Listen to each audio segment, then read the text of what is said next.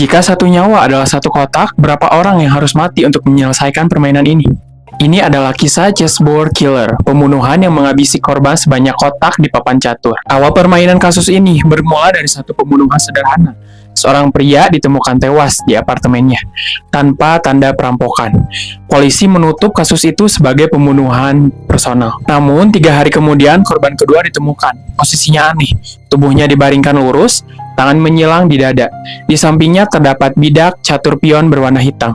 Polisi belum menyadari permainan sudah dimulai. Pola mulai terlihat, korban ketiga, keempat, dan kelima muncul. Dalam selang waktu yang sama, setiap TKP selalu menyertakan satu bidak catur. Posisi tubuh berbeda, lokasi yang jika ditandai di peta membentuk pola kotak-kotak. Seorang analis akhirnya menyadari ini bukan pembunuhan acak, ini papan catur. Tahap bidak korban 1-8 melambangkan pion. Mereka semua adalah orang biasa, tukang parkir, pegawai minimarket, supir, buruh harian, tidak saling mengenal. Tidak punya catatan kriminal seperti pion. Mereka dikorbankan terlebih dahulu. Level berikutnya setelah korban ke-8, pola berubah. Korban ke-9 dan ke-10 dibunuh dengan sudut luka berbeda. Lokasi TKP membentuk huruf L. Kenaik kuda. Korban berikutnya melambangkan bishop. Lokasi diagonal. Rock, satu garis lurus. Queen, lokasi acak namun strategis. Setiap pembunuhan disertai pesan singkat. Langkahmu salah, permainan dengan polisi. Pelaku mulai mengirim email ke polisi. Isinya bukan ancaman, melainkan soal catur. Jika polisi salah menafsirkan langkah berikutnya, korban baru muncul dalam 24 jam. Jika benar, pelaku menunda, tapi tidak menghentikan permainan.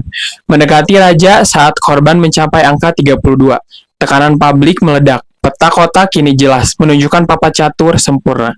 Target berikutnya diyakini adalah tokoh penting, pejabat, atau seorang yang disebut pelaku sebagai raja. Polisi bersiap melakukan penangkapan besar-besaran. Akhir yang menggantung. Namun sebelum langkah terakhir, semua berhenti. Tak ada korban baru, tak ada pesan lanjutan. Hanya satu email terakhir. Tidak semua permainan harus selesai. Yang penting kalian tahu.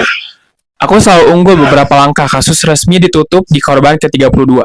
Pelaku tidak pernah tertangkap, dan 60 kotak papan catur itu tidak pernah terisi penuh. 64 kotak, 64 target, dan permainan belum selesai. Awalnya hanya satu pembunuhan biasa. Sampai polisi menyadari mereka sedang diajak bermain catur dengan nyawa manusia.